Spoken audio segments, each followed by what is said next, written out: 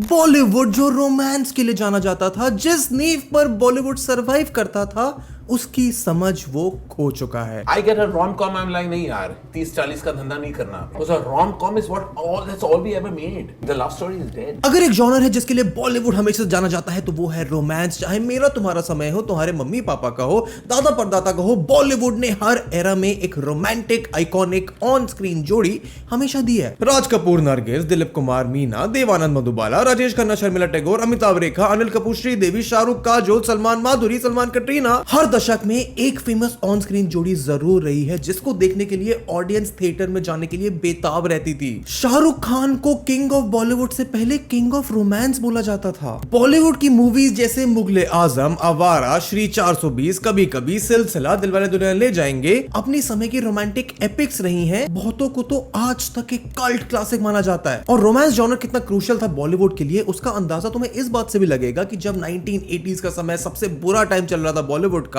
तो यश राज की romantic film चांदनी ने बॉलीवुड को रिवाइव करा था। राज कपूर, यश राज चोपड़ा, आदित्य चोपड़ा, करण जौहर जैसे डायरेक्टर्स ने एक से एक बढ़कर रोमांटिक बॉलीवुड मूवी दी है। लेकिन फिर वहीं आज के दौर में इन्हीं डायरेक्टर्स को इस जॉनर पर ही भरोसा नहीं है। ज्यादातर मेन स्ट्रीम बॉलीवुड मूवीज में रोमांस बस एक सब प्लॉट बनकर रह गया है। अयान मुखर्जी ने ब्रह्मास्त्र को एक रोमांटिक एपिक बनाने के लिए अपने 10 साल इन्वेस्ट करे, only for us to laugh at it later. Shiva तो शिवा शिवा शिवा शिवा क्या हुआ? शिवा शिवा शिवा मूवी में आलिया को एज अ लव बटन की तरह रखा गया जो रणबीर की सुपर पावर्स का टर्न ऑन करती है, लेकिन हार्डली कोई टाइम स्पेंड करा गया कैरेक्टर्स को एक दूसरे के लिए फीलिंग्स डेवलप करते हुए दिखाने में। केदारनाथ, सिम्बा, आरक्षण और बहुत सारी एक्शन और सोशल फिल्म में रोमांस को एक अननेसेसरी सब प्लॉट की तरह रखा जाता है। आदित्य चोपड़ा जैसे डायरेक्टर्स जो डीडीएलजे जैसी मूवीज दे चुके हैं, उन्होंने बेफिक्रे के फेलियर के बाद फिर ठीक से वापस उस जॉनर की तरफ मुड़कर ही नहीं देखा और सिर्फ टाइगर 3, वॉर, स्पाई यूनिवर्स जैसी मूवीज देने लगे। संजय लीला भंसाली जो रोमांटिक एपिक्स बनाने के लिए जाने जाते थे, तक को फीमेल सेंट्रिक प्रोजेक्ट जैसे गंगूबाई और हीरा मंडी से ट्रेड करना पड़ा। यहां तक कि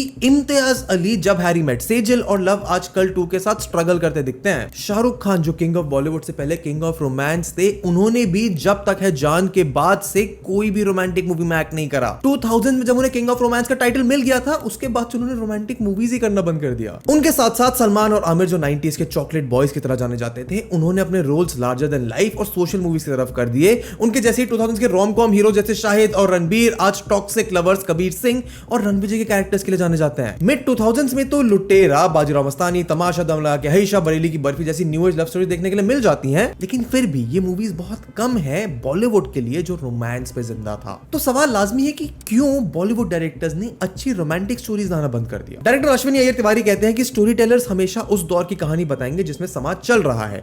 अगर ऑन स्क्रीन कोई भी लव स्टोरीज नहीं दिख रही हैं तो शायद इसीलिए क्योंकि उसी तरह से लोगों ने लव और रोमांस को देखना शुरू कर दिया है। उन्होंने कहा कंटेम्प्रेरी ऑडियंस के पास पेशेंस ही नहीं है रोमांस को लेकर। तो क्या सच में सिर्फ समाज के दौर की वजह से रोमांटिक जॉनरा बॉलीवुड से खत्म होता जा रहा है? अब हमारे पास पहले जैसे एक्टर्स, डायरेक्टर्स क्यों नहीं बचे जो सिर्फ रोमांस के लिए जाने जाते थे? रोमांस को कैसे क्रिंज बना दिया गया, उसका पोर्ट्रेयल कैसे इलॉजिकल, अननेसेसरी और लेजी होता चला गया, और कैसे 50 साल की बॉलीवुड की लेगेसी में धीरे धीरे वो सारी चीजें जो रोमांस जॉनर को आइकॉनिक बनाती थी, बॉलीवुड ने अपनी खुद की मर्जी से हटा दिए। इस वीडियो को देखने के बाद तुम्हारा रोमांस इन बॉलीवुड की तरफ पर्सपेक्टिव पूरा बदल जाएगा। हम ऐसी वीडियोस तुम्हारे लिए हर हफ्ते लेके आते हैं, तो चैनल को सब्सक्राइब करो, हमारा एफर्ट अप्रिशिएट करते हो तो वीडियो को लाइक करो, और आओ तुम्हें समझाते हैं कि कैसे रोमांस एक प्रॉपर जॉनर से सिर्फ एक बेकार सब प्लॉट में बदल गया। जब 1989 में यश चोपड़ा की चांदनी रिलीज हुई तो सिर्फ वो अकेली मूवी ने बॉलीवुड को रिवाइव कर दिया था और अगले 10 सालों के लिए बॉलीवुड को एक ऐसा जॉनर दे दिया था कि इसमें आप मूवी बनाओगे तो एक गारंटीड हिट मिलेगी। That was the first movie called to me, which opened the doors for romance. We are still all reaping the benefits of that phase. और चांदनी अपने दौर के लिए एक बहुत ही अलग फिल्म थी क्योंकि स्टोरी एक मेल लीड के नहीं एक फीमेल लीड के अराउंड रिवॉल्व करती थी। मेरा नाम चांदनी है। चांदनी मूवी के कारण पहली बार इंडिया की बॉलीवुड ऑडियंस को एक मूवी के थ्रू एक रोमांटिक एस्केपिज्म देखने को मिला। उस मूवी में हेलीकॉप्टर से फूल बरसाना आज भी सबसे ज्यादा आइकॉनिक ग्रैंड जेस्चर्स में से एक माना जाता है। वही मूवी में दिखाई गई स्विट्जरलैंड की ब्यूटीफुल लोकेशंस, पिक्चरस लैंडस्केप ने आगे आने वाले इंडियन फिल्म मेकर्स को ऐसे और लोकेशंस पर शूट करने की इंस्पिरेशन दी और जनता को उनकी एक रोमांटिक ड्रीम डेस्टिनेशन। अब इसका इंपैक्ट तो असली 91 में जब इंडिया लिबरलाइज हुआ उसके बाद देखने को मिला, क्योंकि जनता में ये एस्केपिज्म वाला कॉन्सेप्ट थोड़ा और पनपने लगा। जैसे बहुत सारी मूवीज एक एनआरआई कॉन्सेप्ट को पिक करने लग गई, जहां लोग तो दूर बाहर के देशों में जो इंडिया से अलग है वहां चले जाते थे,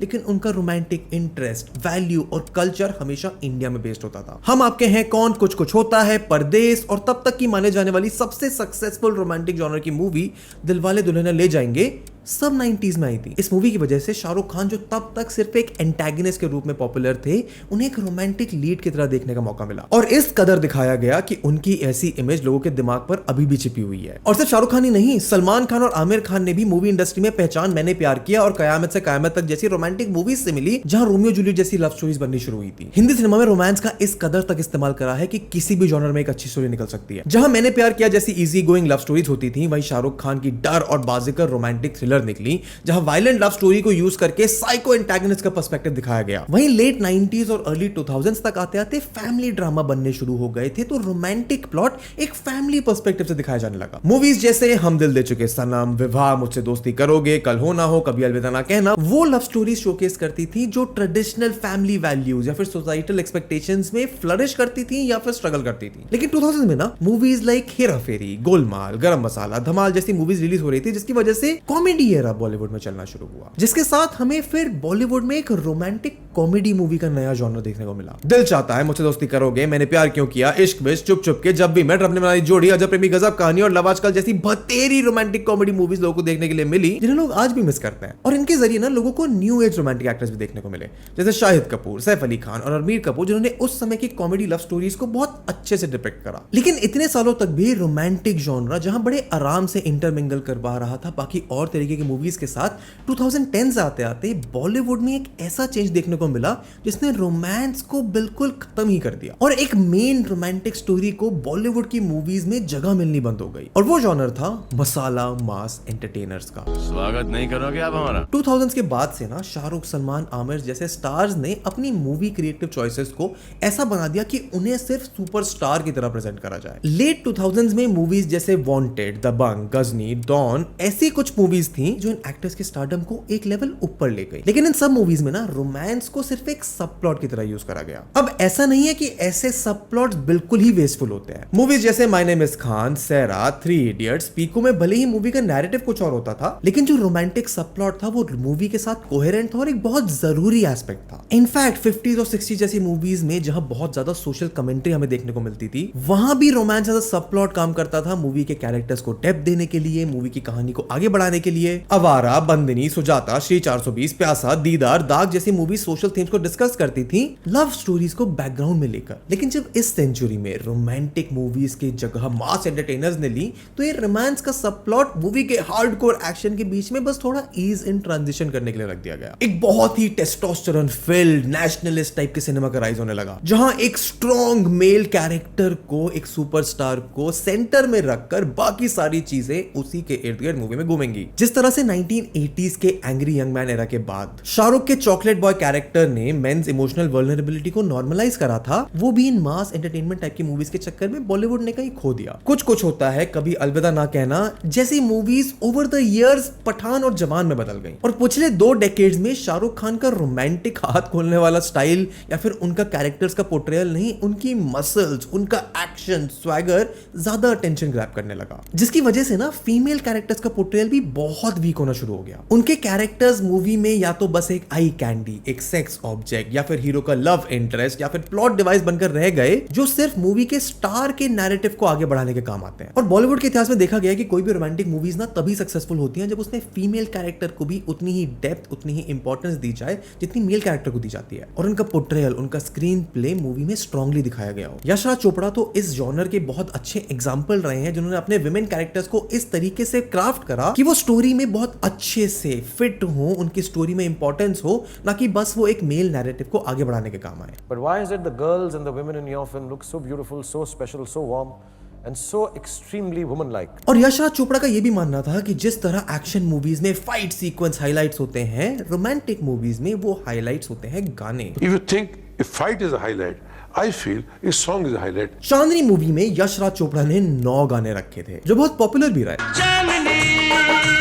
एंड किसी भी रोमांटिक मूवी में सॉन्ग्स बहुत तरीके से काम करते हैं। मूवी के प्लॉट को प्रोग्रेस कराने के लिए, एक जगह के कल्चर को रिप्रेजेंट करने के लिए, मूवी के मेन कैरेक्टर्स के बीच में एक इंटीमेसी और केमिस्ट्री शो करने के लिए। एंड बहुत लोग बॉलीवुड के पुराने गानों का मजाक उड़ाते हैं जब वो इंटीमेसी दिखाने के लिए फूलों का यूज करते हैं, लेकिन इसके पीछे कारण यह है कि इंडिया में इंटीमेसी ऑन स्क्रीन दिखाना एक बहुत बड़ा टबू माना जाता था। एंड एज अर्ली एज 2006 जब धूम 2 में ऐश्वर्या राय और ऋतिक रोशन का किसिंग सीन दिखाया गया था, तब बहुत बड़ी कंट्रोवर्सी क्रिएट हो गई थी। ये न्यूज का मैटर बन गया था, ऐश्वर्या राय को डेथ थ्रेट्स मिलने लगे थे, क्योंकि इस कदर इंटीमेसी ऑन स्क्रीन शो करना या तो सिर्फ बी ग्रेड मूवीज या इमरान हाशमी का सेक्टर माना जाता था। लेकिन क्योंकि रोमांस एक इंटीग्रल पार्ट था, फिल्म मेकर्स के लिए वो केमिस्ट्री और इंटीमेसी शोकेस करना बहुत जरूरी था, तब इस्तेमाल करा जाता था म्यूजिक और गानों का। जैसे काटे नहीं कटते की म्यूजिक वीडियो को देखो, जहां गाने के लिरिक्स, उसकी कोरियोग्राफी, बारिश जैसे एलिमेंट्स को यूज करके अनिल कपूर और श्रीदेवी के कैरेक्टर के बीच में सेक्सुअल टेंशन को शोकेस और इंक्रीज करा गया, क्योंकि सॉन्ग्स वो कन्वे कर पा रहे थे जो मूवीज नहीं कर पा रही थी। मगर लेट 90s में मलाइका अरोड़ा के छैया छैया के बाद हिंदी सिनेमा में मानो आइटम सॉन्ग्स की एक होड़ लग गई। मुन्नी बदनाम हुई, शीला की जवानी, फेविकॉल, चिकनी चमेली जैसे बहुत सारे आइटम सॉन्ग्स की वजह से फीमेल कैरेक्टर्स को और रिग्रेसिवली दिखाया जाने लगा। एंड इवेंचुअली एक पॉइंट ऐसा आ गया जहां बॉलीवुड के गाने या तो पुराने आइकॉनिक गानों के रिमिक्सेस थे जो रोमांटिक सब प्लॉट को किसी भी तरीके से सर्व नहीं कर पा रहे थे, और जहां गानों के माध्यम से ये दिखाया जाता था कि कैसे मेल और फीमेल लीड के बीच का रिलेशनशिप डेवलप हुआ। अब की कहानियों में तुम्हारे ऊपर ये सिर्फ एक एक्सपोजिशन डंप की तरह डाल दिया जाता है, क्योंकि रोमांटिक सब प्लॉट को इतना स्क्रीन प्ले दिया ही नहीं जाता कि वो डेवलप हो सके। लेकिन वहीं फिल्म मेकर्स का कहना है कि इस सब में उनकी कोई गलती नहीं है। इस सब में गलती है तो इस फैक्ट की कि आज के समाज में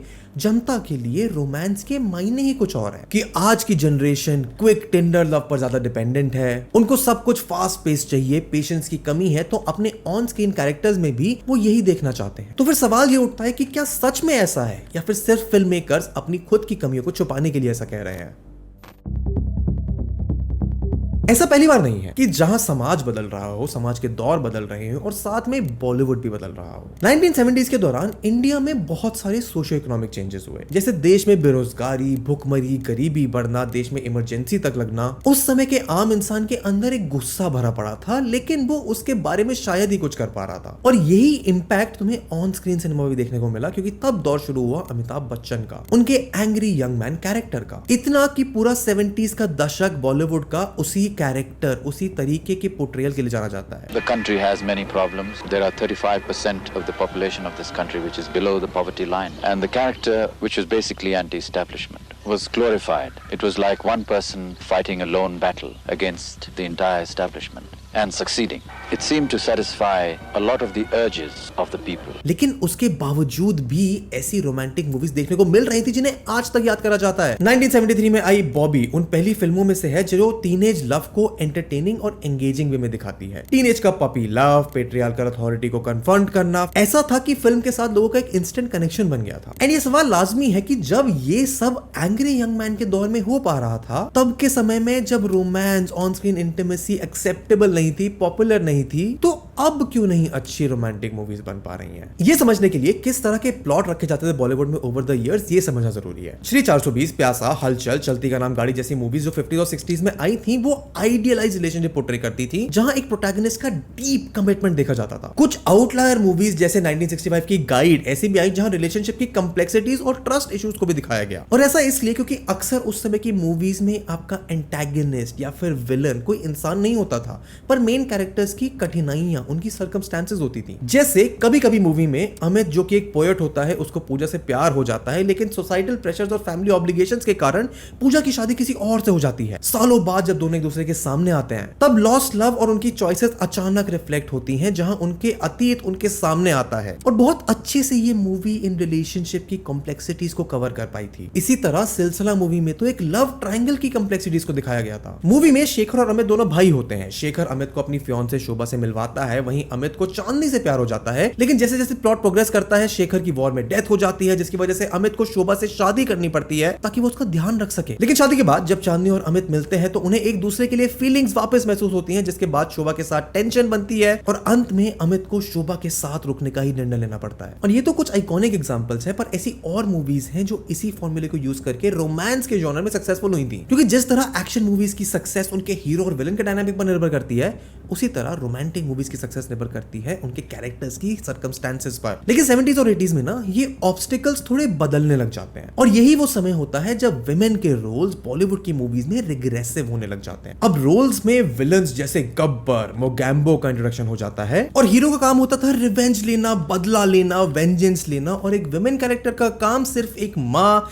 एक परेशान बहन, एक आदरणीय पत्नी या फिर एक रेप करी हुई लड़की जिसको हीरो बचाने आएगा उसका रह जाता था। मगर 90s में चीजें फिर बदलती हैं, रोमांटिक जॉनर को एस्केपिज्म के थ्रू फिर से रीडिस्कवर करा जाता है और तब इन ऑब्स्टिकल्स के रूप में फैमिली की रेस्ट्रिक्शन, समाज की प्रॉब्लम्स दिखाई जाती हैं। जैसे फॉर एग्जांपल डीडीएलजे में अमरीश पुरी के फादर कैरेक्टर के बिना मूवी बन नहीं पाती। डीडीएलजे के अलावा परदेस, राजा हिंदुस्तानी, हम आपके हैं कौन जैसी मूवीज में पेट्रियार्कल स्ट्रक्चर रोमांटिक ऑब्स्टिकल्स की तरह देखने के लिए मिलता है। लेकिन अगर गौर करा जाए तो 2000s तक आते आते भी ये मूवीज में जो स्ट्रगल्स थे, सर्कमस्टेंसेस थे, परेशानियां थी, ये सब एक एक्सटर्नल प्रॉब्लम थी। लेकिन 2000s के बाद से ये नैरेटिव भी बदलने लगा और कहानियां धीरे धीरे एस्केपिज्म को छोड़कर एक रियलिस्टिक टोन पर बनने लगी। इन मूवीज के ऑब्स्टिकल्स कैरेक्टर के बाहर नहीं थे बल्कि उनकी खुद की इनर स्ट्रगल्स थी। नसीर मुन्नी कबीर जो कि एक ऑथर है, फिल्म हिस्टोरियन है और डॉक्यूमेंट्री फिल्म मेकर है, उनका कहना है कि पुरानी मूवीज में पेरेंट्स लव स्टोरीज के ऑब्स्टिकल्स होते थे, पेरेंट्स एग्री नहीं करते थे। अब क्योंकि पेरेंट्स का कुछ नहीं होता है कहने के लिए मॉडर्न लाइफ रिलेशनशिप में,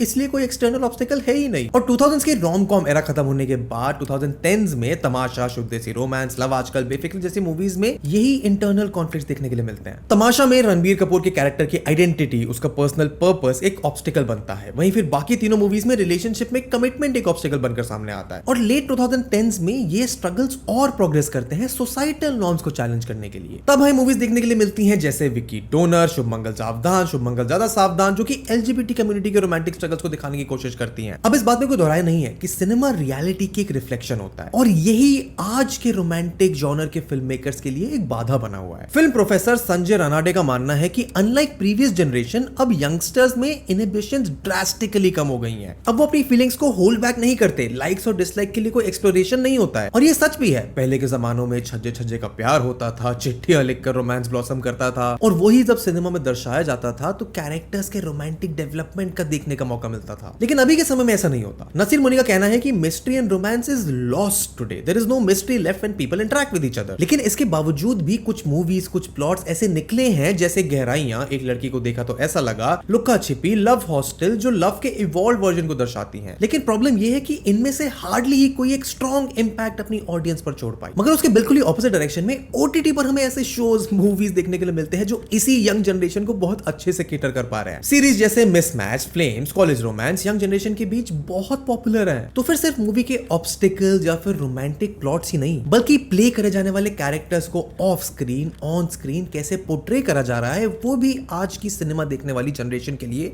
बहुत मायने रखता है। और यही वो तीसरी चीज बनती है जो रोमांटिक जॉनर ने अपने बड़े पर्दे पर से स्ट्रिप अवे कर दी।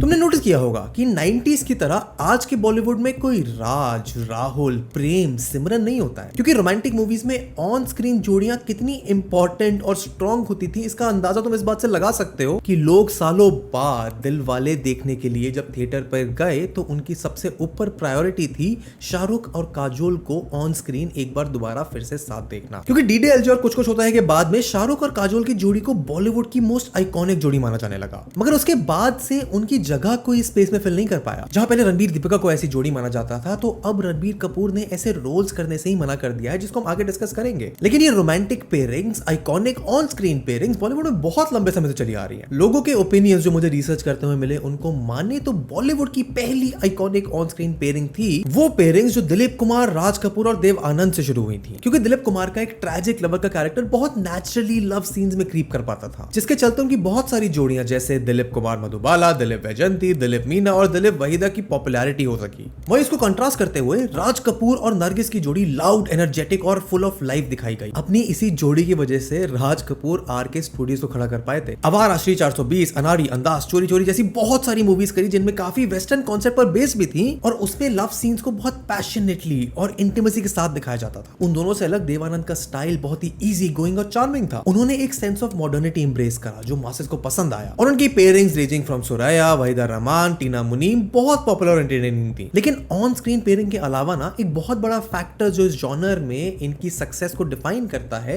वो ये है कि इन एक्टर्स को ऑफ स्क्रीन लोग कैसे परसीव करते हैं। जैसे देव आनंद का ऑफ स्क्रीन चार्म भी इस कदर था कि उनकी एक बहुत मैसिव फैन फॉलोइंग थी। एक बहुत कॉमनली नोन बॉलीवुड कल्ट है जहां देव आनंद को कोट ब्लैक सूट पहनने पर बैन लगा देती हैं क्योंकि लड़कियां उनको देखने के लिए पागल रहती थी और इसी वजह से कुछ केसेस में कुछ मिस हैपनिंग्स भी देखने के लिए मिली थी। अब इसमें कितना सच है ये तो कोई नहीं बता सकता, लेकिन एक बात जो प्रूव हो जाती है वो ये कि एक्टर की स्टार पावर बहुत बड़ा रोल प्ले करती है कि उनका रोमांटिक पोर्ट्रेयल कितने अच्छे से लोग रिसीव करेंगे। ऐसा ही सिमिलर केस राजेश खन्ना की स्टारडम में भी देखा गया था जहां लड़कियां अपने खून से उन्हें लेटर लिखती थी, उनकी फोटो से शादी कर लेती थी, उनकी गाड़ी की धूल को सिंदूर मानकर सर पर लगा देती थी। इसी कारण लोगों का ऑन स्क्रीन का परसेप्शन रियल लाइफ में क्या बनता है एक बहुत बड़ा फैक्टर होता है। 70s में सबसे ज्यादा जाने जाने वाले अमिताभ और रेखा की जोड़ी ऐसी थी, उनकी केमिस्ट्री अब तक की बेस्ट ऑन स्क्रीन कपल मानी जाती है, जिसके कारण लोग उन्हें थिएटर्स में जरूर देखने के लिए आते थे। उनके अफेयर्स के रूमर्स तो उनके इन मूवीज की हाइप को और बिल्डअप करते थे। दो अनजाने, अलाप, खून पसीना, गंगा की सौगंध, सुहाग जैसी बहुत सी मूवीज उनकी ऑन स्क्रीन केमिस्ट्री और अफेयर्स के रूमर्स की हाइप की वजह से अच्छा परफॉर्म कर सकी। लेकिन जिस तरह से लोग पहले इन न्यूज को रिसीव करते थे वो आज के समय में बिल्कुल अलग हो गया है। ऐसा इसलिए क्योंकि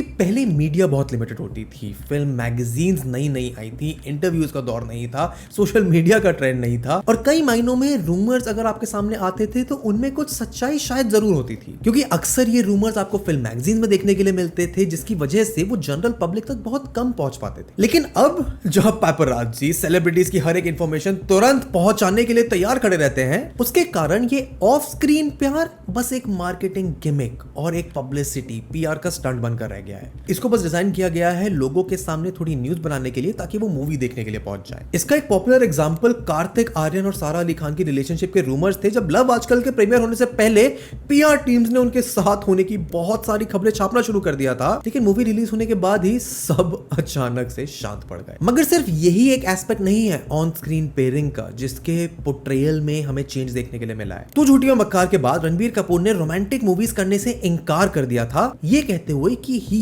इज गेटिंग ओल्डर, क्योंकि शाहरुख खान के बाद रणवीर सिंह और रणबीर कपूर को ही इस जनरेशन का मेल रोमांटिक लीड कई लोगों ने मानना शुरू करा था। लेकिन पॉपुलर एक्टर्स की बढ़ती हुई उम्र एक बहुत बड़ा ऑब्स्टिकल है रोमांस के पूरे जॉनर के लिए, क्योंकि रियल लाइफ और रियल लाइफ कितनी भी अलग क्यों ना हो, लोगों को वियर्ड फील होता है जब एक 50 साल का एक्टर अपने से 20-30 साल छोटी एक्ट्रेस के साथ स्क्रीन पर रोमांस करे। अक्षय कुमार, सलमान खान, अजय देवगन जैसे पॉपुलर एक्टर्स इनफेमस हैं अपने से 20-30 साल छोटी उम्र की लड़कियों के साथ रोमांस करने के लिए। इसके ऊपर तो हमने पूरी एक और डिटेल वीडियो बना ही रखी है जिसमें जितने भी फैक्टर्स काउंट होते हैं इस एज गैप डिबेट में हमने उनको कवर करा है। लेकिन पहले यूजुअली ये एज गैप एक्सेप्टेबल होते थे। देव आनंद और टीना मुनीम के बीच 34 साल का एज गैप था जब उनकी जोड़ी लोगों के बीच बहुत पॉपुलर हुआ करती थी। वहीं लाल बादशाह में अमिताभ 57 साल के थे और मनीषा कोइराला सिर्फ 28 साल की। मगर जहां तो ये एज गैप्स एक्सेप्टेबल थे तो लोगों को नए चेहरे देखने के लिए मिल जाते थे ऑन स्क्रीन जो आगे चल के पॉपुलर होते थे। अनिल कपूर, गोविंदा, सलमान, शाहरुख, आमिर सब यंग एज एक्टर्स थे जिन्होंने तब की नई जनरेशन के साथ एक रिलेटेबिलिटी बना पाई। शाहरुख खान कुछ कुछ होता है मैं कॉलेज लव तब की यंग जनरेशन से करेक्ट हो पाता था। यही समय था जब बॉलीवुड ने एक लड़का और एक लड़की कभी दोस्त नहीं हो सकते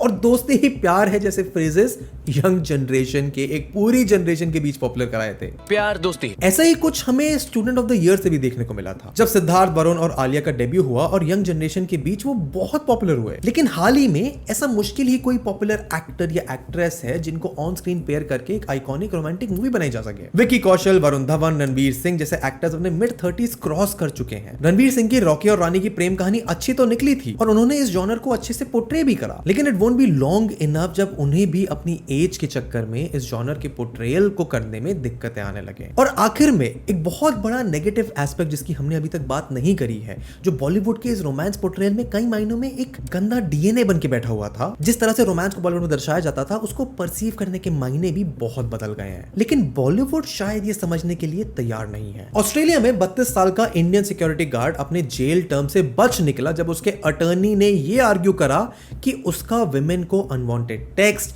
मैसेजेस और पर्सनल एडवांसेस से हरास करना उसके बॉलीवुड के फैनेटिसिज्म का बाय प्रोडक्ट है। मतलब ये कि जो असल जिंदगी में स्टॉकिंग की तरह, हरासमेंट की तरह देखा जाता है वो बॉलीवुड में सालों साल नॉर्मलाइज होता हुआ है। 60s में शमी कपूर जैसे स्क्रीन हीरोज अपने pretty boy, cheeky on screen persona के लिए जाने जाते थे। वो हीरोइन के साथ फ्लर्ट करते थे, उनके सामने नाचते गाने थे, डिस्पाइट कि वो शुरुआत में उन्हीं विमेन से रिजेक्ट होके आते थे, लेकिन इवेंचुअली अपनी हरकतों बातों से वो उनका दिल जीत ले जाते थे। और बॉलीवुड मूवीज में इस रोमांटिक परसुएजन को, लव परसिस्टेंस को एक पॉजिटिव नोट पर दिखाया गया है, जहां हीरो रिलेंटसली हीरोइन को परस्यू करेगा जब तक वो उसे एक्सेप्ट नहीं कर लेती। 1980 से पहले मूवीज जैसे आराधना, अमर प्रेम, बॉबी, अनामिका में ये अक्सर दर्शाया गया है, लेकिन हाल ही में जब नई जनरेशन के द्वारा इन तरीकों को एक इंट्रोस्पेक्शन के रूप में, एक रिफ्लेक्शन के रूप में देखा गया, तो जनता को महसूस हुआ कि ये कुछ गलत है। कमर्शियली और क्रिटिकली सक्सेसफुल मूवीज जैसे रांझना इस तरह के पोर्ट्रेयल के लिए फेमस भी है। कुंदन जोया को स्टॉक करता है, ईव टीज करता है, उसके मना करने पर अपनी रिस्ट काट लेता है, उसकी शादी तोड़वा देता है और खुद मर भी जाता है just in pursuit of Zoya, ये कहते हुए कि वो फिर पैदा होगा जोया से प्यार करने के लिए। पर उठेंगे किसी रोज किसी जोया की इश्क में फिर से पड़ जाने को। और इसी तरह के टॉक्सिक पोर्ट्रेयल्स अलग अलग तरह से मूवीज में दिखाए गए हैं, जैसे बद्रीनाथ की दुल्हनिया, ए दिल है मुश्किल, कबीर सिंह, एनिमल जैसी मूवीज में, जिसको जनता अब एक्सेप्ट करने से कतराती है, उनके पॉजिटिव्स और नेगेटिव्स पर बहुत इंटेंसली डिबेट करती है, जो कि एक बहुत बड़ा कारण बन गया है फिल्म मेकर्स के लिए रोमांटिक जॉनर को उसी तरीके से पोर्ट्रे करना जैसे वो पहले हुआ करता था। लेकिन इस सब का मतलब ये नहीं है कि रोमांस एज अ जॉनर खत्म हो रहा है। सक्सेसफुल रोमांटिक लव स्टोरीज आज हमें देखने के लिए मिलती हैं web series, YouTube play, sketches के रूप में, और अपना नाम भी कमाती हैं। ऐसा इसलिए क्योंकि रोमांटिक जॉनर में अनलाइक एक्शन, थ्रिलर्स, बहुत ज्यादा डेप्थ की पॉसिबिलिटी है, क्योंकि किसी भी जॉनर में इतनी फ्लेक्सिबिलिटी नहीं है जो रोमांटिक जॉनर में है। और शायद इसी कारण से बॉलीवुड आज तक इस जॉनर पर सिर्फ सर्वाइव ही नहीं बल्कि थ्राइव भी कर पाया। हाँ, और बहुत सारे और एस्पेक्ट्स हो सकते हैं जो कमर्शियली रिस्पॉन्सिबल हो, इकोनॉमिकली रिस्पॉन्सिबल हो, लोगों के परसेप्शन से मेल खाते हो, एक्टर्स की परसेप्शन से मेल खाते हो, लेकिन बॉटम लाइन सिर्फ इतना है कि बदलते दौर के साथ लोग इन रोमांटिक कैरेक्टर्स, कहानियों के पोर्ट्रेयल को कैसे परसीव कर रहे हैं। और बॉलीवुड के मायने, बॉलीवुड का परसेप्शन, पोर्ट्रेयल जो रोमांस का था, जो इतने सालों से चला आ रहा था, सर्वाइव कर रहा था, because of all of these challenges कई मायनों में खत्म हो गया है। तो मुझे बताओ, तुम क्या सोचते हो बॉलीवुड के रोमांस के पोर्ट्रेयल के बारे में? तुम्हारी फेवरेट लेटेस्ट रोमांटिक मूवी कौन सी है, पुरानी मूवी कौन सी है? कमेंट्स में बताओ। यहां तक आ गए हो तो यूट्यूब एल्गोरिथम कहता है कि तुम्हें ये वीडियो बहुत पसंद आएगी। इनफैक्ट यहां पर ऐसी डीप डाइव की पूरी एक प्लेलिस्ट है जो हम हर हफ्ते तुम्हारे लेके आते हैं। चैनल को सब्सक्राइब करो, वीडियो को लाइक करो, and I will see you in the next one. Good bye.